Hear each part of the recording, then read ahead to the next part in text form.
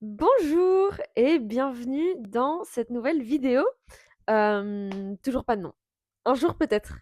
Un jour peut-être j'aurai un nom. En fait, je sais pas si je dois donner de nom ou pas. Est-ce que, en fait, je sais pas comment faire mes intros. Est-ce que je donne un nom? Est-ce que je donne un nom à ce format? Est-ce que je dis juste comment je m'appelle? Je sais pas. Au cas où, si vous ne me connaissez pas, moi c'est Lisa et juste on blablate. Voilà, juste on parle. Enfin, en l'occurrence, je parle. Mais voilà, après souvent ça lance des petits débats dans les commentaires. Je vois ça en ce moment, enfin, je vous le disais dans ma dernière vidéo, mais merci énormément pour tout l'amour que vous donnez à ce format. Je suis tellement contente que ça plaise autant, et j'adore lire tous vos retours. Voilà, bref.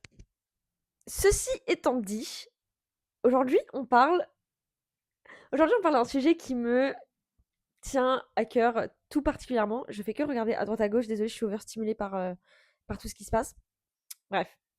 Aujourd'hui on parle d'un sujet que j'aime énormément, le théâtre. Ma passion numéro un dans la vie, je pense, après le fait d'être lesbienne. Mais ça, c'est un autre sujet. Bref. Aujourd'hui, on parle de est-ce que le théâtre, c'est élitiste? Un peu. Ça me fait rire parce que la première vidéo, je l'ai énormément préparée. J'avais mon petit carnet, tout ça, et au fur et à mesure, je ne prépare plus rien. Si, là, j'ai quand même fait mes recherches parce que je voulais vous sortir des grands noms. Mais, mais là, je n'ai plus rien préparé. En fait, j'ai juste envie de vous parler, de vous donner mon avis dessus, de quand j'ai des sujets où j'ai vraiment envie de rentrer dans le détail, je fais mes petites recherches, et là, c'est plus, j'expose des faits, et c'est pas juste mon simple opinion, mais là, j'ai un peu envie de donner juste mon simple opinion. Bref. Pour commencer, j'adore le théâtre. J'adore le théâtre, voilà, je suis actuellement au conservatoire. Déjà, en fait, juste cette phrase, j'ai envie de tout péter parce que je parle de est-ce que c'est élitiste et je dis que je suis au conservatoire. Je trouve qu'il y a un truc qui bloque un peu dans la phrase, mais justement, j'y reviendrai. Je peux pas dire que j'ai fait du théâtre toute ma vie, mais j'en ai fait une grande partie de ma vie et c'est ce que j'aimerais continuer après. Donc, voilà, je suis un peu calée sur le sujet. Enfin, sur ce dont je vais aborder. Parce que je vais pas vous parler du théâtre en lui-même, je vais vous parler plus, je pense, de la discipline et des a priori qu'on peut avoir dessus parce que je sais que beaucoup ont des a priori sur le théâtre et beaucoup n'osent pas aller au théâtre. Mais allez-y, je vous promets, ça ne fait pas si peur que ça en a l'air. Bref, commençons, entrons vraiment dans le sujet. Je me suis jamais vraiment trouvée légitime d'aller au théâtre et de faire du théâtre. Je viens d'une toute petite ville, de la campagne, là où il n'y a pas énormément de théâtre. Il y a une compagnie qui est arrivée il y a quelques années. Et là, j'ai commencé aussi à du coup faire du théâtre grâce à leurs ateliers. Mais sinon, avant, il n'y en avait pas. Donc, je pouvais pas aller voir de théâtre et je pouvais pas non plus vraiment en faire en dehors des ateliers en mode le collège, etc. Et surtout, je n'ai pas de culture. Je n'ai absolument aucune culture là-dedans parce que, bah, capital culturel, tout simplement. Mes parents sont pas du tout là-dedans, c'est pas du tout leur cam. Donc, évidemment, je j'ai jamais vraiment eu d'approche autre que ma simple curiosité. Et donc, quand je suis arrivée dans ma petite ville, là où j'habite, je n'ai plus fait de théâtre. J'en ai fait du coup au lycée, un peu au collège, etc. Et ma première année d'études, j'ai pas du tout fait des études dans le théâtre. Je me suis dit que j'allais avoir un petit bagage diplôme, tout ça, tout le tintouin. Et j'ai pas fait de théâtre pendant un an. Turns out, j'ai pleuré toutes les larmes de mon corps parce que je ne faisais plus de théâtre et que le théâtre me manquait. Et là, je me suis dit, bon, il faut quand même que je prenne ça au sérieux. J'ai envie de faire du théâtre et j'ai envie de faire du théâtre toute ma vie. Donc, je me suis renseignée pour le conservatoire. J'ai passé le concours, j'ai été prise, c'est trop la fête, c'est trop bien. Bref. Et en fait, jusqu'au moment où j'ai été prise au conservatoire, je ne me sentais pas non plus légitime d'y aller. Parce que je me disais que moi, j'ai pas de culture, je connais pas les grands auteurs, à part en mode Molière, Corneille et tout ce petit monde, Shakespeare et tout ça. Mais je n'ai pas de culture contemporaine. Je sais pas les codes non plus vraiment du théâtre de maintenant. Et donc, quand je suis arrivée au conservatoire, j'avais vraiment très peur parce que je pensais que je n'étais pas à ma place. Dans ma classe, on est 12. Ce sont mes copains d'ailleurs là-bas. Voilà. Et au tout début de l'année, quand on a commencé à parler de ce qu'on avait envie pour l'année, etc., là, je pense que majorité de ma classe a répondu avoir plus de culture parce que je n'en ai pas. et je me suis sentie extrêmement vue. Je me suis dit: «Mais en fait, on est beaucoup à être dans la même situation et mais à quand même aimer le théâtre» et en fait, c'est ça que je trouve fou avec le théâtre, c'est qu'on a envie de faire du théâtre et je trouve qu'il n'y a pas besoin de culture ou n'importe c'est comme aussi dans beaucoup de choses, hein, mais il y a pas besoin de connaissances pour faire et on aime le faire avant de le connaître et ça, je trouve ça sublime. Bref. Mais du coup, je me suis aussi posé un peu la question de pourquoi est-ce qu'on a autant peur d'aller au théâtre et pourquoi on a l'impression que c'est si peu accessible alors qu'en réalité, c'est un peu accessible quand même. Quand on pense au théâtre, on pense au théâtre privé parisien, dans les grands amphithéâtres et cetera, où ça joue, du Molière, à foison et où les prix sont exorbitants. Mais même si les prix sont exorbitants, il y a des, stratagèmes un peu à ça. Déjà, évidemment, si vous êtes étudiant et cetera, il y a des prix qui sont, réduits, il y a des prix réduits. Mais si on est adulte et qu'on veut s'intéresser au théâtre, on fait comment? N'allez pas, n'allez pas. Allez-y, mais ne pensez pas théâtre égale les théâtres parisiens privés. Quand je suis arrivée, ici, que j'ai commencé le conservatoire, j'ai découvert ce que c'était un CDN, un Centre dramatique national. Qu'est-ce que c'est un CDN? Un CDN est un établissement emblématique de la politique de décentralisation dramatique conduite par l'État depuis 70 ans. Les 5 premiers centres furent créés entre 1946 et 1952. C'est assez récent et c'est génial. Au lieu d'aller à la culture, donc d'aller à Paris, la culture vient à nous. Il y a 38 CDN en France qui sont dans des grandes villes, pas forcément des grandes villes, mais des grandes villes.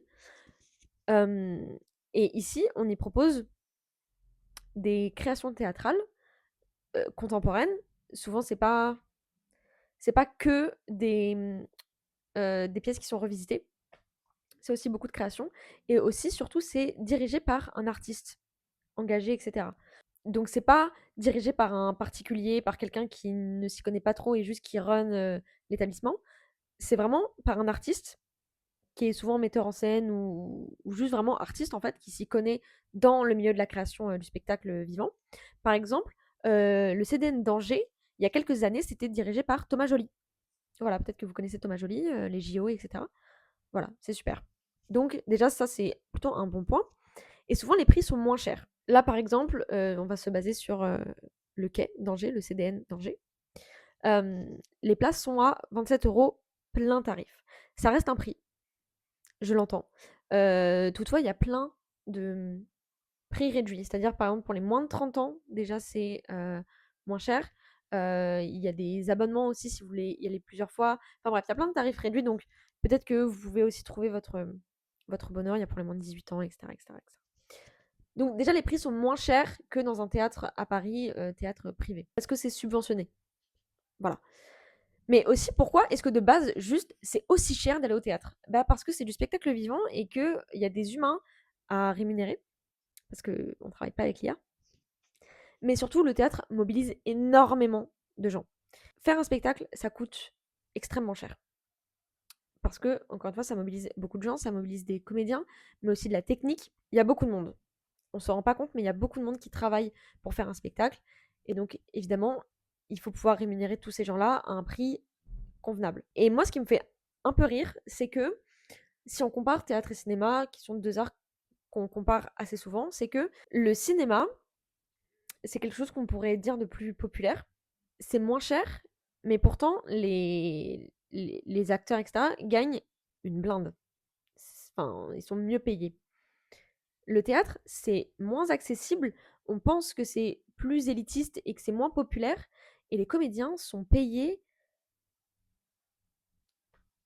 très peu. Je vous le dis, être comédien, faire du théâtre, c'est un métier passionnant. C'est pas pour l'argent. Du tout. Donc pour revenir au CDN, il y a ce côté où évidemment ça propose des créations qui sont contemporaines, donc ça peut paraître moins accessible. Juste pour un public peut-être plus amateur de théâtre. Au contraire des théâtres par exemple à Paris, théâtre privé où ça va être plus des comédies, etc., etc. Je dis pas qu'il n'y a pas de comédie dans les CDN, non, du tout. Mais ça reste adressé à deux types de publics différents. Donc ce qui peut être sympa aussi, c'est de alterner les théâtres privés et les CDN. Même si je pense que après, Je peux pas trop comparer parce que j'ai pas non plus fait beaucoup de théâtre, privé, mais j'adore l'ambiance d'un CDN parce que ce sont vraiment des gens qui sont curieux de l'art et qui sont amateurs de l'art. Donc c'est ça aussi qui est plaisant, c'est d'être avec des gens qui sont tout aussi curieux que vous. Je pense qu'il y a aussi ce truc où le théâtre, c'est moins médiatisé, dans le sens où, les films, c'est extrêmement médiatisé parce que aussi il y a ce truc avec les edits, je pense, sur les réseaux. Donc forcément, ça donne plus envie. Le théâtre, moins. Et donc ça reste un endroit peut-être un peu plus niche. Et du coup, ça fait un peu plus peur. On a l'impression que c'est pas pour nous, que si en plus on n'a pas de culture, ça nous est pas adressé. Pas du tout. Vous pouvez vraiment trouver votre bonheur au théâtre, dans le spectacle vivant. Il y en a pour tous les goûts. Il y a pas longtemps, j'ai fait un festival qui s'appelle le Wet Festival. C'est un festival de théâtre. Et je pense que c'était sur un week-end et c'était les meilleurs 3 jours de toute ma vie. J'ai fait vraiment le marathon. C'était donc sur un vendredi, samedi, dimanche. Et en tout, il y avait 8 spectacles, il me semble. J'ai fait les 8. Et il y avait de tout. Et en fait, ce qui est super aussi avec ce festival, c'est que, il me semble, si je ne dis pas de bêtises, que c'est souvent des artistes émergents dont c'est parfois la première création qui sont programmés. Donc c'est super déjà pour les artistes, eux, parce que ça leur permet d'être aussi lancés, mais aussi pour le public, parce que ça permet aussi d'être en contact avec des artistes qui sont vraiment émergents et contemporains, et c'est super. Et j'ai vu, par exemple, Quand on dort, on n'a pas faim, de je crois qu'il s'appelle Anthony, de Anthony Martin. Quand on dort, on n'a pas faim de Anthony Martin. Si vous avez l'occasion d'aller voir ce spectacle, je vous le conseille. Il est superbe. Il est très queer coded. Si vous aimez Drag Race, par exemple, que c'est un univers qui vous parle, vous allez adorer ce spectacle parce que c'est vraiment un univers queer comme on aime, c'est touchant, c'est beau. La scéno est super. Donc, c'est génial. Et aussi, il y avait à un moment un spectacle pour les enfants. J'y suis allée et c'était vraiment, enfin tout le monde pouvait y aller, il y avait ce truc où ça se voyait que c'était à destination d'un public plus jeune, mais ça traitait de sujets très grands dans la société, donc ça parlait aussi bien aux adultes qu'aux enfants, mais surtout pour les enfants et c'est ça que j'ai trouvé super.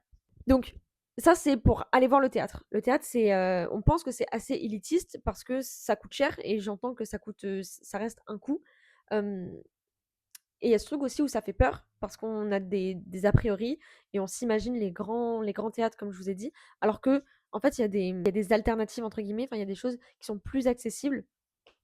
Encore une fois, j'en parlais dans ma dernière vidéo, mais ça relève vraiment de la curiosité et je pense qu'il faut vraiment être curieux et qu'il ne faut pas juste, s'arrêter à ce qu'on voit sur les réseaux sociaux, par exemple avec les films et cetera. Aller à l'endroit dont personne ne parle parce qu'en fait ça peut vous parler à vous. Bref, donc déjà, il y a le théâtre qu'on va voir. Mais ensuite, le théâtre qu'on fait, est-ce que lui aussi, il est un peu élitiste? Un peu. Faire du théâtre, on peut en faire un peu partout. C'est ça aussi qui est bien avec le théâtre, c'est que par exemple, il y a le théâtre de rue, le théâtre qu'on fait plus dans une boîte noire, c'est-à-dire enfin les théâtres, etc. Donc le théâtre, ça se fait un peu partout. Et il y a ce truc où c'est aussi très accessible, par exemple, dans les collèges, les lycées, souvent il y a des clubs théâtre, des ateliers théâtre. Donc c'est super. Mais après, quand on veut se diriger dans une voie professionnelle, bah, parfois c'est un peu plus cher. Par exemple, bah, le conservatoire, c'est un certain prix. Après, évidemment, il y a encore une fois des aides, heu, donc ça dépend aussi, de votre situation. Mais il faut prendre en compte que ça peut être un certain coût. Et ensuite, si vous voulez intégrer les grandes écoles, bah, faut payer, les concours et ça, c'est aussi un prix. Donc faire du théâtre, bah, ça a aussi un certain coût si vous voulez vous diriger dans une voie plus professionnelle et c'est dommage. C'est dommage parce que du coup, ça ferme des portes, je pense, à plein de gens. Après, évidemment, vous n'êtes pas obligé de passer par des écoles, mais évidemment, c'est un moyen d'être lancé dans le grand bain. Mais voilà, il y a aussi ce côté où c'est très. C'est un secteur qui est assez fermé parce que ça coûte cher de faire du théâtre. Parce que aussi, il y a, comme je vous ai dit tout à l'heure, mais faut payer des vrais gens. Pareil, quand par exemple il y a des tournées, des choses comme ça, bah faut payer le logement, faut nourrir les comédiens, etc. Donc en fait, il y a vraiment en fait tout un monde autour, et il y a beaucoup de monde à payer. Et donc, c'est payé par l'État, mais évidemment, la société dans laquelle on est, on risque gros euh, si, si on ne protège pas notre culture. Il y a le mouvement Culture en lutte qui date de peut-être 2022, 2023 par là, bref, qui là depuis pas très très longtemps, parce que bah, les subventions données par l'État réduisent petit à petit et on ne peut pas faire sans ces subventions parce que sinon aussi pareil ça reviendra encore plus cher que ça ne l'est déjà et donc encore moins accessible.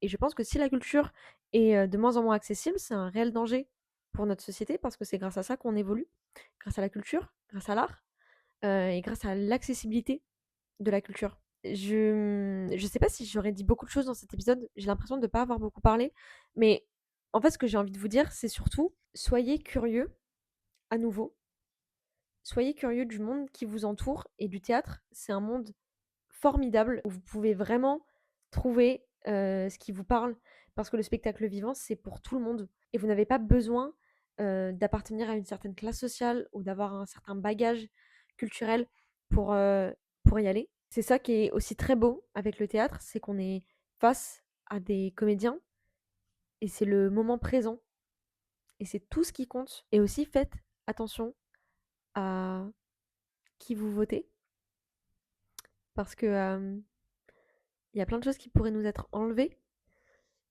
notamment donc la culture. Donc protégeons la culture et protégeons ce qui nous est cher. Et ça passe avant tout par nous. Voilà.